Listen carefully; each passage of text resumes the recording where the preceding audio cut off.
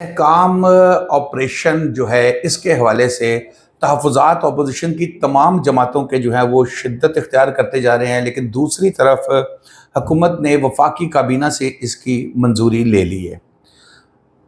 अज़्म इस्तेहकाम क्या है और इसके ऊपर अपोज़िशन को क्या एतराज़ है?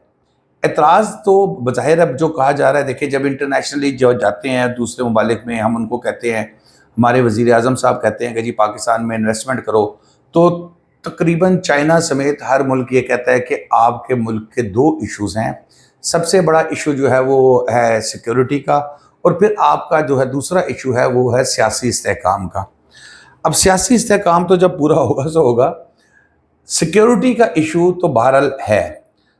सियासी जमातों को क्या एतराज़ है इस पे? अब जब मेरी मुख्तलिफ लोगों से बात हुई और इस पे तो मेरी मतलब डिटेल आज डिस्कशन हुई हाफिज़ नईम साहब से, जो जमात इस्लामी के अमीर हैं, उनसे भी, उनका भी मैं आपको मौक़िफ़ बताऊंगा कि उनसे भी यही सवाल किया गया कि क्या एतराज़ है इसके ऊपर।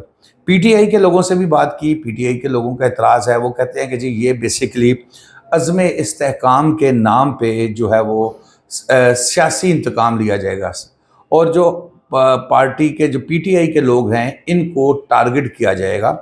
केपीके में मौजूद हैं इस वक्त, ज़ाहिर है पीटीआई के जितने भी लोग हैं जो बज़ाहिर सामने सामने नहीं आ रहे, मियां अस्लम इकबाल साहब या दीगर, उनके बारे में यही इतलात हैं कि वो इस वक्त केपीके में मौजूद हैं। अब वो ये कहते हैं कि जी इस ऑपरेशन को बेसिकली लॉन्च किया जा रहा है के पीटीआई के लिए। दूसरी तरफ फिर एक और मौक़िफ़ भी सामने आया, जो कुछ जर्नलिस्ट हैं यूट्यूब पे अपने वीलॉग्स करते हैं, फिर ट्विटर के ऊपर, एक्स के ऊपर जो है वो ट्वीट्स वगैरह करते हैं। उनका मौक़िफ़ ये है कि ये कई मरतबा कहा जा चुका है कि मुल्क में जो है ये अदम इस्तेहकाम की वजह जो है वो सोशल मीडिया है। अब जब ये अज़्म इस्तेहकाम आएगा तो यकीनन फिर सोशल मीडिया पे जो लोग हैं इनको भी टारगेट किया जाएगा, इनको भी पकड़ दकड़ की जाएगी। आपने ये ठीक नहीं किया, आपने ये बोल दिया, ये मुल्क की सालमियत के ख़िलाफ़ है, वो मुल्क की सालमियत के ख़िलाफ़ है। हर शख्स को अपने अपने तहफ़्फ़ुज़ात हैं। हाफिज़ नईम साहब से भी जब बात हुई, उनसे भी यही सवाल किया।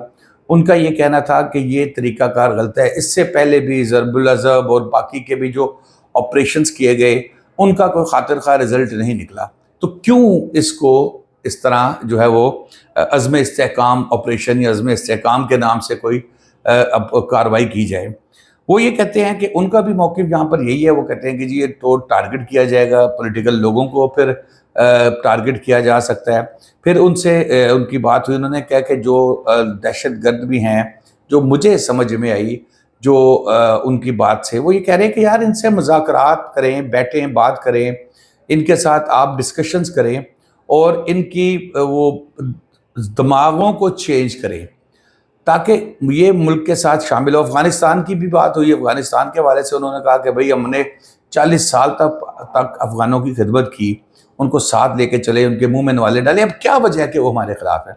उस वजह को तलाश करना चाहिए और उस वजह को ख़त्म करना चाहिए ताकि ये चीज़ जो सेटल होनी है वंस फॉर ऑल सेटल हो, और ये सिस्टम ख़त्म हो जाए कि हम कहें कि जी हम ये बम फेंकेंगे और ये होगा, ये इससे कुछ नहीं मिलना।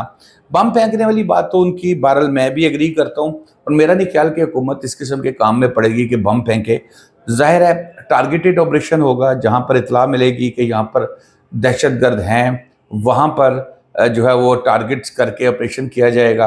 अब एक सबसे बड़ी तो मेरे लिए जो सेटिस्फेक्शन की बात है किसी भी ऑपरेशन की अगर सुनी दो, कि फ़िलहाल हमारे मुल्क की जो जुडिशरी है ना, वो काफ़ी हद तक आज़ाद है, 100% नहीं लेकिन काफ़ी हद तक आज़ाद है। तो इसलिए कोई भी इस किस्म का गैर कानूनी या गैर आइनी इक़दाम जो जिससे किसी शख्स की आज़ादी सल्ब हो, वो कदरे मुश्किल होगा। ज़ाहिर है मुमकिन तो नहीं है, कदरे मुश्किल होगा।